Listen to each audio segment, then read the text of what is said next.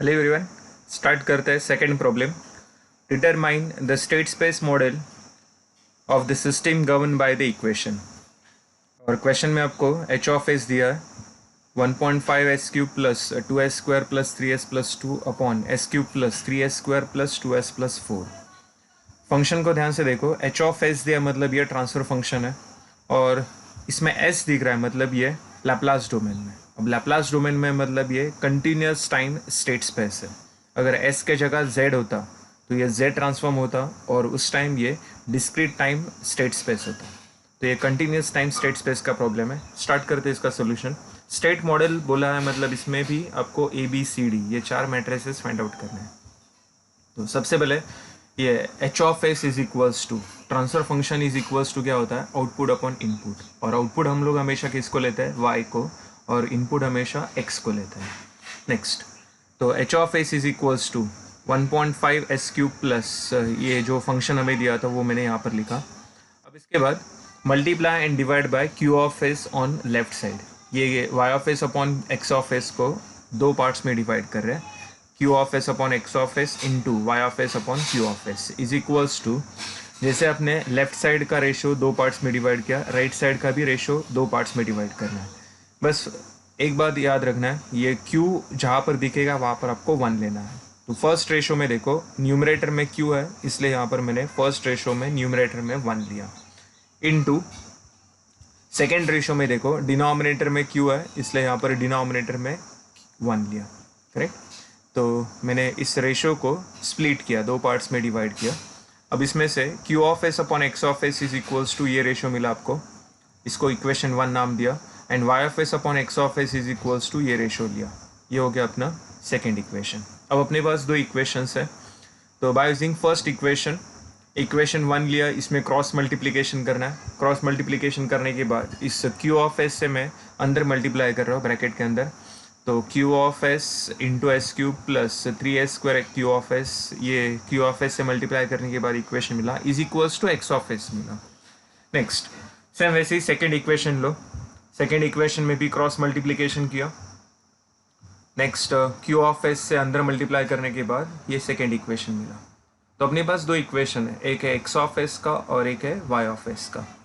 Next, तो first equation मैंने लिया एक्स ऑफ एस का।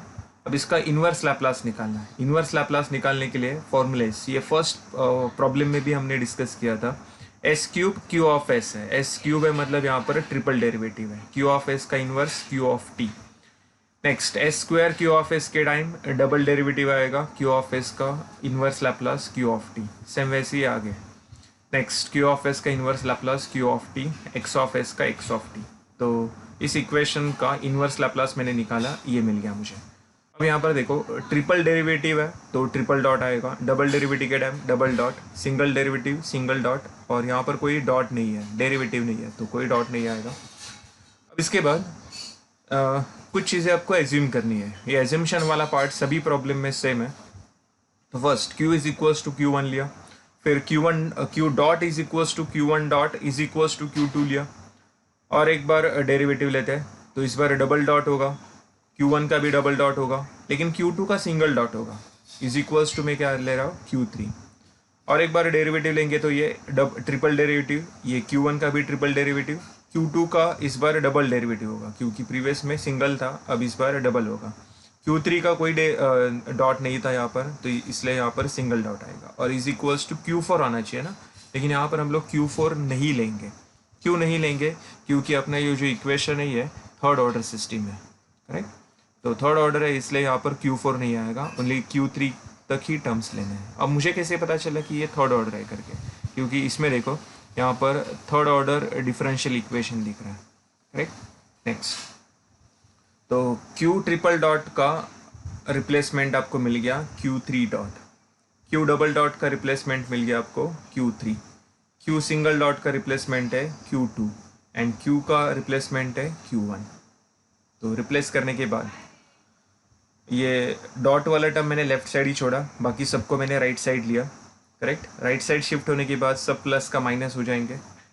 फिर Q1 dot is equals to, यहाँ से मिलेगा देखो Q1 dot is equals to आपने क्या लिया Q2, फिर Q2 dot is equals to Q3, and Q3 dot is equals to आपने यहाँ पर कोई एज्यूम नहीं किया। क्यों नहीं एज्यूम किया? क्योंकि उसका वैल्यू आपको यहाँ पर मिल गया है। देखो Q3 dot is equals to ये, तो -4Q1 -4Q2 -3Q3 plus x of t, correct. तो ये तीन इक्वेशंस सबसे इंपॉर्टेंट इक्वेशंस हैं। ये तीन इक्वेशन यूज़ करके आपको ए और बी मैट्रिक्स फाइंड आउट करना है। सबसे पहले इसको मैट्रिक्स फॉर्म में लिखो। तो फर्स्ट कॉलम में आएगा Q1 dot Q2 dot Q3 dot is equals to, first में देखो Q1 मिसिंग है, Q3 मिसिंग है, तो Q1 और Q3 का वैल्यू 0, Q2 का कोएफिशिएंट 1 आएगा, तो 0 1 0। नेक्स्ट 0 0 1, क्योंकि यहाँ पर Q1 Q2 दोनों मिसिंग है, सिर्फ Q3 है इसलिए 1 आ गया। फिर यहाँ पर -4 -2 -3, correct, into Q1 Q2 Q3 plus x of t है ना यहाँ पर, लेकिन फर्स्ट टू इक्वेशंस में देखो x ऑफ t नहीं है, तो 0 0 एंड 1 इंटू x। ये तो 50% हो गया। आगे का 50% प्रॉब्लम सॉल्व करने के लिए मेरे पास सेकंड इक्वेशन है y ऑफ s का, इसका भी इन्वर्स लैप्लास लेंगे। इसके लिए ये फॉर्मूलेज हमने पहले भी देखे हैं। तो s क्यूब के time triple derivative, s square के टाइम डबल डेरिवेटिव, s के time single derivative, q of s का inverse q of t and y of s का y of t। Next triple derivative तो triple dot, double derivative double dot, single derivative single dot आ गया, correct.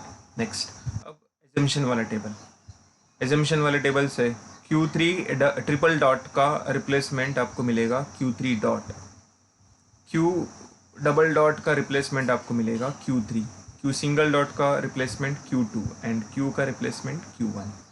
तो ये मिल गया आपको इक्वेशन, करेक्ट।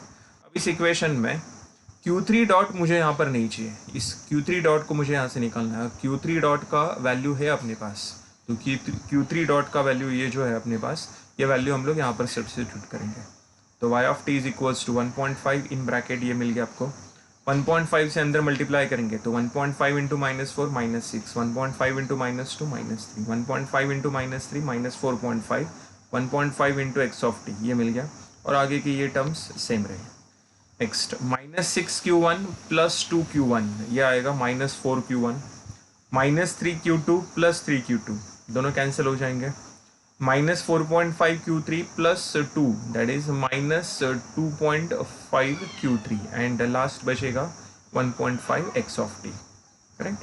अब इसको मैट्रिक्स फॉर्म में लिखो। तो y of t is equals to -4 0 -2.5 into Q1 Q2 Q3 plus 1.5 into x of t, correct.